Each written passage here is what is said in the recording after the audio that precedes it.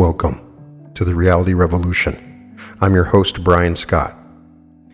I wanted to dedicate an entire episode on the self-image. I have had so many requests for meditations and lectures on this subject, seemingly from people that are struggling with their own self-image. We can talk forever about metaphysics and spirituality, but one thing that people suffer from, especially in the third density environment that we're in, is they have a low self-image. In many ways, you can't help it. You've been raised culturally in a situation, watching television, listening to music, that makes you question your own self-image. As I've sat down to create a meditation on this, I do have a meditation on confidence, but I wanted to deal with this with greater clarity and to truly understand how to improve our self-image and what it really is. It's almost a truism in contemporary psychology that the self-image lies at the root of most human conduct. I go back and look at my own self.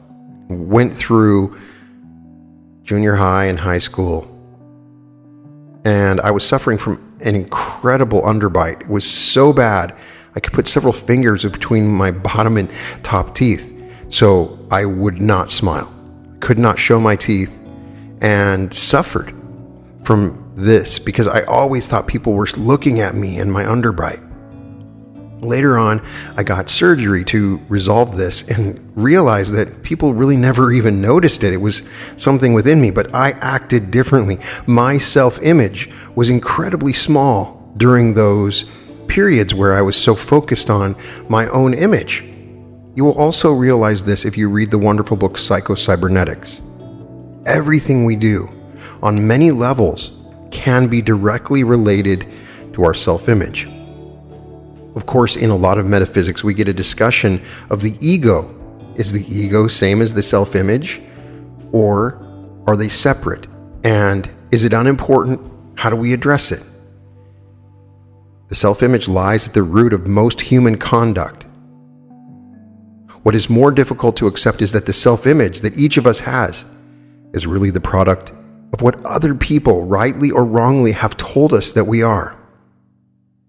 If we imagine ourselves to be evil or inadequate, our life will be governed by Murphy's Law, and it will be evil or inadequate. Some form of self-destruction will show in our conduct. We will attempt nothing of challenge and will consider safety as that which must be sought above and before all. And we don't make the transformations that we need to make or accept the catalyst that we have as we move through this third density. We will somehow attempt to hide our shame or inadequacy under a veil of anonymity. The one thing we cannot do, and it is the one thing every human being must do to be fully alive, is to accept ourselves as we are. As Janis Joplin once said, "You better not compromise yourself, it's all you got." The whole theory of Dr. Carl Rogers, famous for his non-directive or client-centered system of counseling, is based on the need for self-acceptance. Dr. Rogers maintains that the basic challenge of every human life is that of self-understanding and self-acceptance. I'm not talking about being of service to self. They are different things. You can find great service to others as you increase your own self-image. They seem to be fundamentally related. Dr. Rogers further postulates that we cannot understand and accept ourselves as we are until someone else has first understood and accepted us for what we are. And finally, Rogers maintains that once we have been accepted as we are and loved for what we are, the symptomatic problems which most of us struggle in life will yield to this self-knowledge and self-acceptance. Consequently, Dr. Rogers suggests that the role of a counselor and this might be applied to the role of a friend, is largely to listen as the client describes his or her problems and ultimately himself or herself. The counselor must convey a sense of acceptance to the counselee without yielding to the impulse of saddling him or her with gems of advice and direction. To be successful at this type of counseling or friendship, one must make an act of faith that our great human need is to know and accept ourselves as we are. We are too often tempted to think that putting others in their place or taking them down a peg or forcing them to face reality is the pathway to solution. In fact, harsh criticism that hits at the person rather than the deed only deepens the problem because it makes self-acceptance more difficult. Dr. Maxwell Maltz, the writer of Psycho-Cybernetics, a plastic surgeon, discovered that when his surgical arts had removed some physical ugliness or helped to achieve a more pleasing physical appearance, patients frequently underwent a transformation of personality. I have experienced this transformation and wish to share this with many people and to see that transformation in everyone. People become more confident, more outgoing, and exhibit a newly emancipated human spirit. In pursuing his investigation of this phenomenon, Maltz, the surgeon, turned to the inner image as opposed to the external physical appearance, and discovered that this inner self-image controls so much of human conduct and happiness. In his book Psycho-Cybernetics, Dr. Maltz depicts the ugly self-image as the radical cause of most human inertia, failure, and unhappiness. And when I go back in my life, I see that. The hard times in my life, I had a very low self-image. The importance of one's self-image is aptly illustrated in the fairy tale Rapunzel. It is the story of a young girl imprisoned in a tower with an old witch. The young girl is in fact very beautiful, but the old witch insistently tells her that she's ugly. It is of course a stratagem of the witch to keep the girl in the tower with herself. The moment of Rapunzel's liberation occurs one day when she's gazing from the window of the tower. At the base of the tower stands her Prince Charming. She throws her hair long and beautiful golden tresses out the window. The root ends, of course, remain attached to her head, and he braids the hair into a ladder and climbs up to rescue her. Rapunzel's imprisonment is really not that of the tower, but the fear of her own ugliness, which the witch has described so often and so effectively. However, when Rapunzel sees in the mirroring eyes of her Prince Charming that she's beautiful, she is freed from the real tyranny of her own imagined ugliness. This is true not only in the case of Rapunzel, but with all of us. We desperately need to see in the mirror of another's eyes our own goodness and beauty, if we are to be truly free. Until this moment, we too will remain locked inside the prison towers of ourselves. The thrust of love requires us to be outside of ourselves and to be preoccupied with the happiness and fulfillment of others, to serve others. And consequently, we will not love very much until we have had this vision of our own goodness and giftedness and perfection. We've already mentioned that human nature is resourceful in the matter of self-defense. This resourcefulness is perhaps nowhere better illustrated than in the ego defense mechanisms that we employ to protect ourselves from the chimeras of anxiety or guilt and inferiority complexes. Rather than expose a self that we imagine to be inadequate or ugly, we instinctively build walls of isolation. This, of course, is contrary to Robert Frost's advice. Do not build a wall until you know what you're walling in and what you're walling out. To the extent that we experience scars of anxiety, guilt, and inferiority feelings, we are tempted to wear masks to act out roles. We do not trust ourselves or accept ourselves enough to be ourselves. These walls and masks are measures of self-defense, and we live behind our walls and wear our masks as long as they are needed. While it may seem to be a safer life beyond these facades, it's a lonely life, though. We cease to be authentic, and as persons, we starve to death.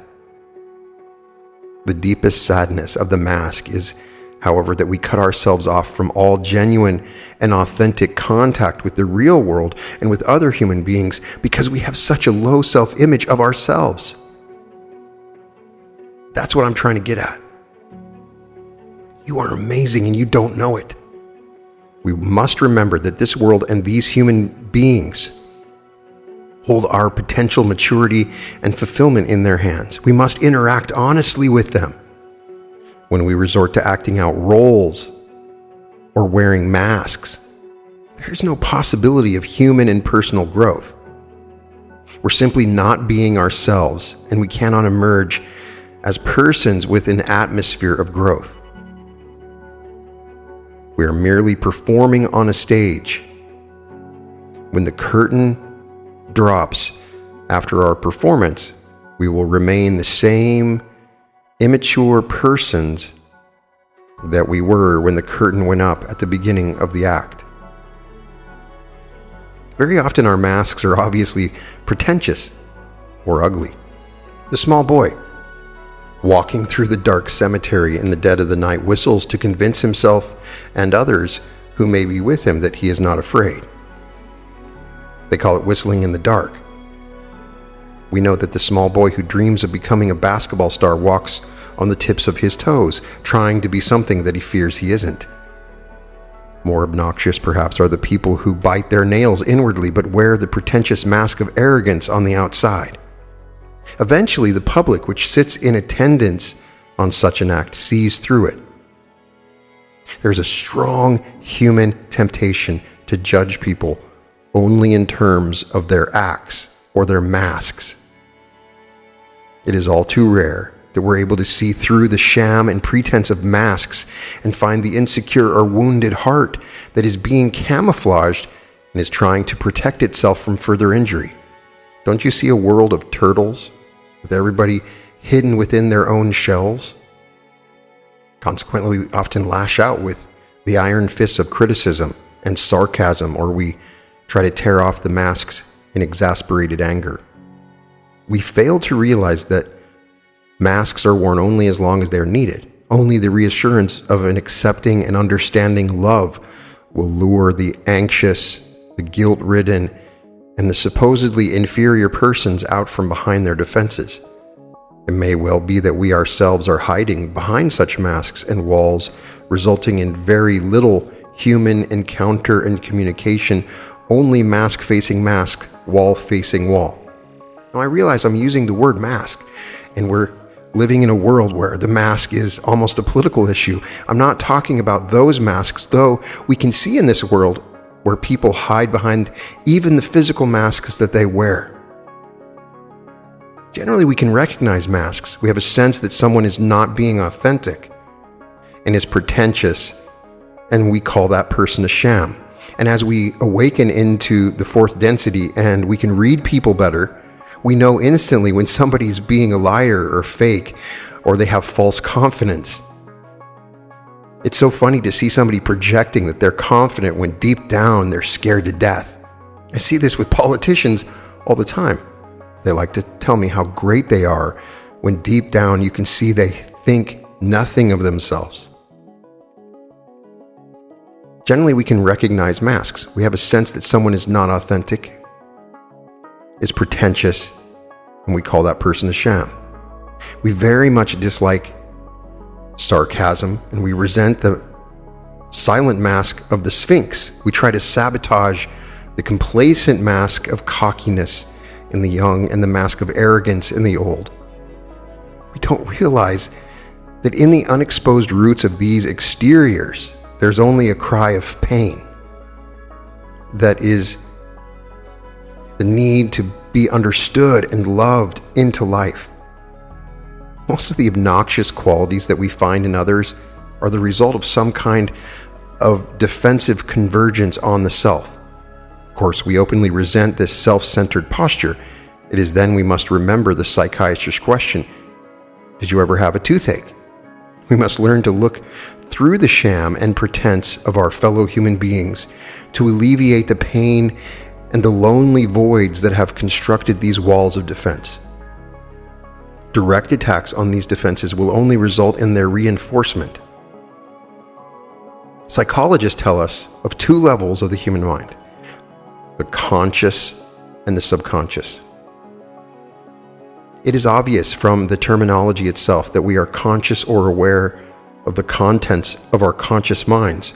We are unaware of the contents of the subconscious level of our minds. Consequently, it is sometimes called the unconscious. These two levels of mind, which I've talked about on the podcast on so many different levels, have been compared to the upstairs and the downstairs of a human dwelling. When we find eyesores, a worn-out piece of furniture, or an unsightly pail of garbage, we instinctively want to put them out of our sight into the basement. There, we will not have to look at them. So it is with the two levels of the mind. When we cannot face or live with some reality or attitude that we find in ourselves, we bury this reality or attitude in our subconscious minds. When we wish to forget some event of our lives and deliberately hide it in the confines of the subconscious, this is called suppression. When we discover in ourselves some attitude or emotional reaction that we consider unworthy, we often put it out of sight and into the subconscious mind. This is called repression, and it's important because many people want to eliminate parts of themselves or things they think about themselves, and they don't ever address them. They just push them away, and then it becomes repressed. Eventually, when the subconscious mind becomes overloaded, we find ourselves very uncomfortable. We're unaware of the exact source of our discomfort, precisely because the real conflict has been buried in our subconscious.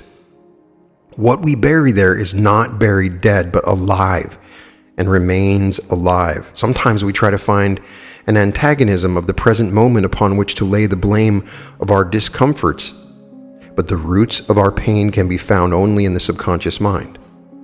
For example, when children are not loved and not given a sense of their own personal worth by their parents, they will tend to react in one of two ways. They'll take the path of either external conformity or external rebellion. There will always be resentment because they have been deprived of their psychological needs. However, society and our culture will not allow us to express this resentment, real as it may be. When a child tries to express this resentment to his or her parents, they often remind the child forcibly that they are his or her parents and deserve to be loved. The fact of the matter is, they may not be very lovable, and so their insistent demand to be loved will place the child in a position of deep emotional conflict. Parents who are adamant in their insistence that their children obey the fourth commandment to honor father and mother should make an equal effort to be honorable. Children in whom inevitable resentment is growing usually cannot express this resentment. They are made to feel that it is a very evil thing. Should they try to express this to others outside their family, they may well be called an ingrate and made to feel ashamed for having such an attitude toward their parents. The stage has now been set for repression. Not knowing what to do with their resentment, children will hide it in the basement of their mind. It's like a splinter of wood that has been pushed deeply under the flesh where it will fester and cause agony. The resentment in children who are not adequately loved will be a source of much long-lasting pain. And believe me, there is always the chance that this resentment gathering too much force in the subconscious mind may boil over into acts of violence or vandalism. We see it all the time with school shootings. Things just boil over because of this resentment that is stuck in the subconscious mind. The wrong people may have to bear the brunt of this hidden or repressed resentment. As another example, a very common repression is the repressed need for affection and love. Very often in our culture, such needs cannot be acknowledged or expressed. They do not coincide with the image of independence and self-sufficiency that is thrust upon us by our society and culture. Consequently, People who have these repressed needs will have to seek gratification of these needs in devious and subtle ways. Most of the time, these people are deceiving themselves as well as others. It's been said that liquor, in releasing inhibitions, often opens the door to the repressions in the subconscious. The woman who becomes argumentative and antagonistic under the mild influence of liquor is probably just releasing her repressed hostilities. I found this the same as me when I would drink and suddenly I'm argumentative with my partner. I'm starting to talk about things that I've repressed. The man who wants to put his arms around everyone in the place, male or female, may be releasing something of his repressed need to be loved. We will recall that in T.S. Eliot's play, The Cocktail Party, the author portrays a man under the influence of liquor leaning over to a psychiatrist at the cocktail party. He pleads with the psychiatrist for this favor. Please make me feel important. And this is what psychoanalysis is all about. The analyst dredges the contents of the subconscious mind.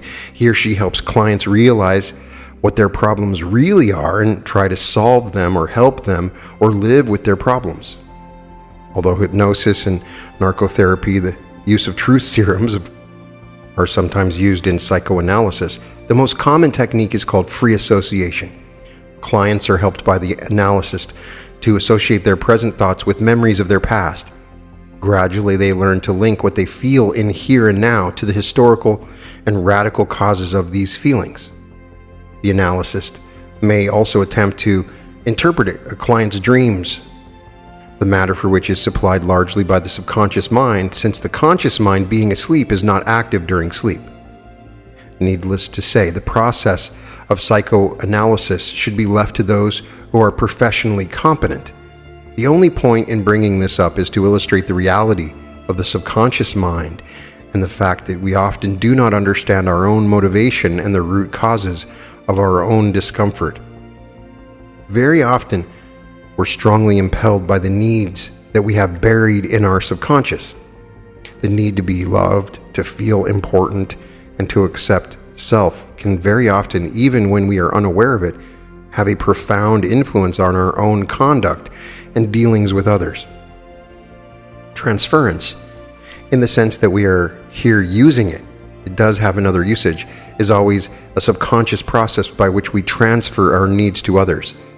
For example, if we wish to feel important, we may seek to lord it over others to dominate them. If we were to be asked about such conduct, we would heartily and stubbornly maintain that this is the way that others need to be treated. It is for their own good. Now, actually, we may be transferring our own subconscious need to them. A young person may well enter upon an occupation of notable altruism on the grounds that he or she wishes to make a contribution to a needy world. While this may in fact be the case, it may also be that subconsciously this person has an unsatisfied need to be needed. Very often mothers or fathers are overprotective of their children on the alleged grounds they wish no harm to come to them. They may well be subconsciously transferring their own need to have their children remain dependent upon them. They do not want them to grow up. It is good for us to be aware of this possibility of transference in our lives, to be aware that we may well be seeking ourselves under the guise of altruism and love. Still, there really is no way to lay open all the intricacies of human motivation or to explore all our own subconscious needs. The only effective measures that we can take are to renew our motivation and to locate the focus of the mind on those we're trying to serve and help. If we can consistently do this, we will gradually acquire the habit that is called love. Our age has sometimes been called the age of the couch. Sometimes we interpret the presence of stress and strain in our lives and inside of ourselves as an indication of the need for professional, psychological, or psychiatric help. The stigma of seeking such professional help has largely been removed in these times. Perhaps this is due to the admission of many movie stars and national heroes that they have sought and been helped by such professional treatment. However, suppression, repression, subconscious needs, and transference are part of the psychological makeup of all of us. Hopefully, we will seek such professional help if and when we need it. There are many dynamics of the human personality, and the possibility that these dynamics can become impeded. If they are impeded to such an extent that people are able to neither experience true, meaningful human friendship nor perform in reasonable proportion to their capacities, then there is then an indication that they need professional help. And now, with people on social media all the time, we must see this more and more. A true and meaningful human friendship supposes more than mere association with another. It supposes that we're able to share ourselves, to reveal ourselves to another who is our friend. It supposes that we can entrust our friend with our secrets and accept his or her confidence. It is the human relationship that Martin Buber calls the I-thou encounter. There's always some gap between our absolute potential and actual performance. We never fully realize our absolute potential nor translate perfectly our best intentions onto external accomplishments. Yet, when there is a considerable gap between potential and performance, as when students of considerable intellectual endowment cannot pass their courses in school, or when competent workers cannot perform sufficiently to hold a job for a long time, there's some indication that the dynamics of personality have been seriously jammed. In such cases, there is a need of professional assistance. A further indication of this need may arise from what are called psychosomatic illnesses. Because of the mysterious but very real interrelation of soul and body, the buried disturbances of the mind may express themselves in physical reactions. However, this should be left to the professional judgment of a competent physician. And finally, prolonged depression, which indicates the presence of some disturbance, can be an indication that a person is in need of professional help. There are times, of course, when we all feel depressed. The depression that is symptomatic of a deeper problem is usually a crippling and prolonged depression, and I've suffered it. I know it's hard, but again, it will be expressed in the inability of a person involved to accomplish a meaningful friendship and to perform in reasonable proportion to his or her ability. While the person in need of professional help should seek out competent and professional assistance, all of us have the need for supportive psychotherapy, of friendship. We are each of us a conglomeration of mysterious needs and impulses which need to be expressed. We need to be able to express ourselves, to talk ourselves out with fear of rejection by others. Too often, the problems that we keep submerged within us remain in the darkness of our own interior, undefined, and therefore it's destructive. We are as sick as we are secretive. We do not see the true dimensions of these things that trouble us until we define them and set lines of demarcation in conversation with a friend. Inside us, they remain as nebulous as smoke, but when we confide ourselves to another, we acquire some sense of dimension and objectivity, and this enables growth in self-identity and the capacity to accept ourselves as we really are. I think it's more than just therapy. Oftentimes, my best of friends are just there to listen to me, not having any suggestions or any realizations about my own psyche.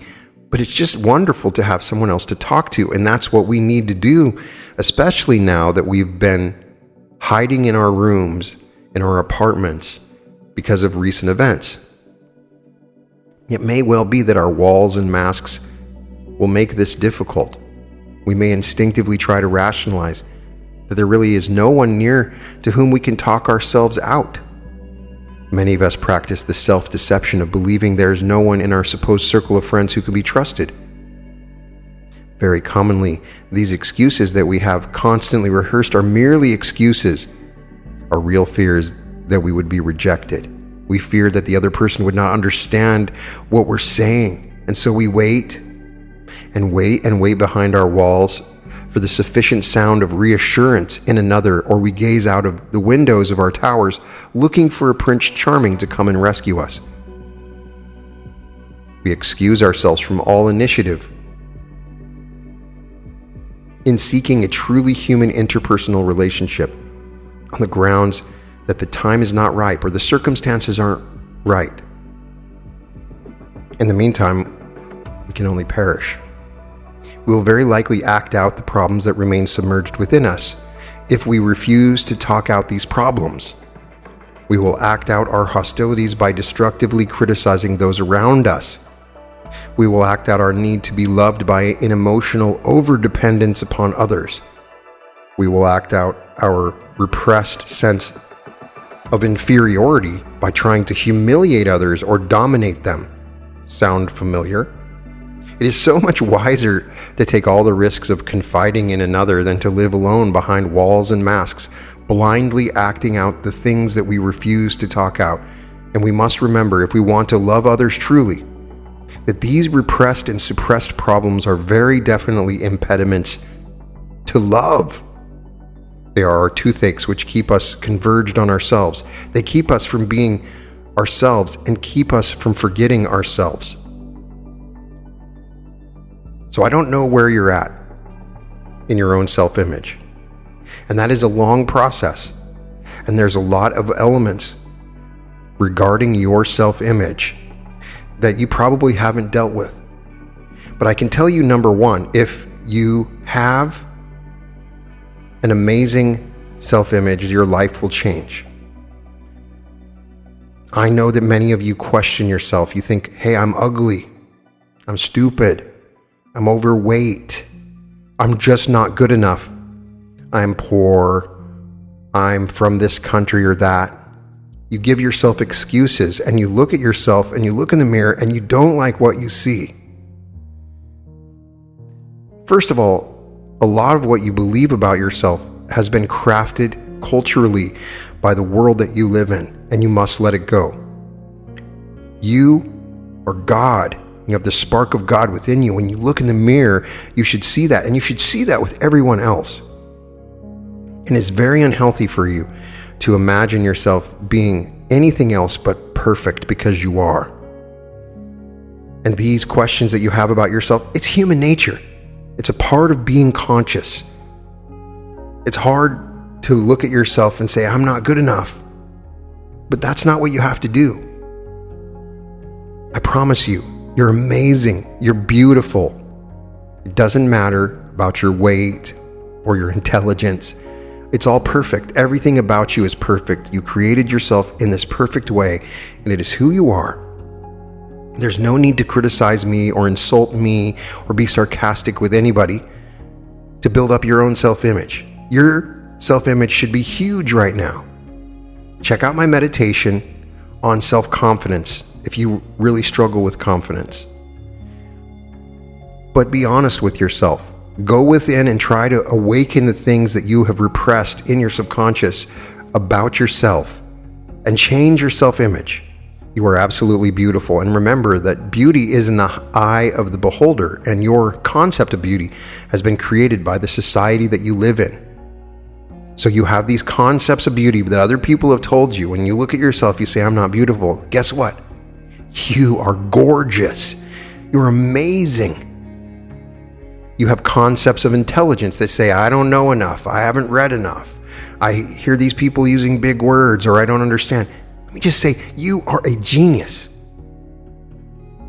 You can do anything you want. You can be anything you want to be. You can do anything you want to do. You are powerful. You are perfect. You are wonderful. And I want you to awaken to this. If you can just accept yourself because you are the creator. You created the universe. How can you not accept yourself? And once you come to that realization of who you really are, there's no need for you to be arrogant, because arrogance is just a sign of your own insecurity. It's a deep knowing that you are wonderful and that people around you are wonderful, and accept who you are and let go. Because once you truly accept yourself, you stop thinking about yourself and you start thinking about others. By becoming infatuated with your problems within yourself, you're only serving yourself, even though it appears you're doing a disservice. All this thought and talk about your own self is just the very beginning. It's kindergarten. Get through it. Get over it. Look in the mirror and see that you're beautiful. Change your self-concept. Awaken yourself to what you've repressed about yourself. Be honest with yourself. And don't listen to anybody else. because those people are insecure about themselves. And here's something that's important that you should know. Most of the time, people are only thinking about themselves. You may think, oh, that person probably thinks I'm ugly. I'm not going to go out. That person's going to see my clothes. And you went, and if you were to interview these people, they wouldn't even notice. Everybody's in their own little world. And you are too. You're in your own little world thinking about yourself. If you can escape that for a day, it would be wonderful. And the way to escape that is to love yourself, accept yourself, and let go of all those repressed emotions that you've been carrying around. Now, I know that's difficult. It's hard. It can be a lifelong journey. But when you can accept yourself and not repress any thoughts that you have, then amazing things will happen. I'm sure at some point in the past, somebody said something mean to you or terrible to you, and you have let that seep deep into your subconscious, and you've believed it. Because when people talk about you, it's powerful. So understand how powerful it is for you to look at somebody and say, you look beautiful today. Maybe you don't think that, but just say it. As Neville Goddard says, falsehood is prophetic. Say you look beautiful. You look amazing. You're so smart. The power of compliments.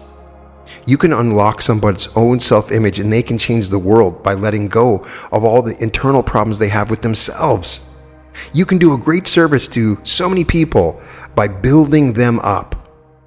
Be aware of when you're projecting your own insecurities onto others, and let go of all those insecurities. Be secure in yourself, for you are the creator. It's just one little thing. It's so important. And as many of these authors that I've mentioned have said, it's a part of all of human nature, and it may be the biggest problem of all. Everybody's own self-image, because it's a part of third density and self-awareness. So if you think that you've overcome it, you probably haven't. There's your ego and then yourself, and they're separate. You don't need anybody to tell you you're perfect, because you're perfect. And if anybody's told you that you're terrible or whatever it is they've told you, forget about it. They don't know anything. They're only saying that so that they can somehow feel better about themselves. And guess what? They still don't feel good about themselves. There are some people that have become trolls, and they enjoy trolling other people because it makes them feel better about themselves. But it's an empty feeling, and eventually it makes things even worse. This is a journey of love that we're on. And to truly love someone else, you must love yourself. It's so important, and it's so hard, yet it's so easy. The reason you think it's hard has been built up with so many different programmings and modifications over your whole life in the society that we live in. It's time to change the world. And in order for you to change the world, you must find a way to love yourself and build up your self-image. When you see beauty in others, you'll see it in yourself. Look for the wonderful beauty and amazingness of others, because that is you. When you see that other people are you, you let go of some of the limitations that you've built into yourself. So I want you to come away from this podcast understanding its importance. The self-image is such an important idea and concept, and I want you to actively try to find a way to love yourself. There's ways to do it. There's things you can do through hypnosis, but most importantly, just come to an acknowledgement that you are perfect and wonderful, and how important this journey is, and to overcome yourself. You can find all episodes of The Reality Revolution at therealityrevolution.com. And welcome to The Reality Revolution.